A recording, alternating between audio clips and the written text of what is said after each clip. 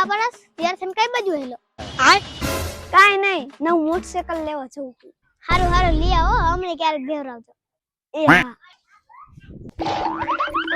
બાહુભાઈ એક કામ કરવાનું છે बोलो बच्चा क्या समस्या है? મારો બાજુવાળો રહ્યો ને મોટરસાઇકલ લેવા ગયો છે તમે એવી કર્યા કરો કે મોટરસાઇકલ જ ન લે काम हो जाएगा लेकिन खर्चा लगेगा.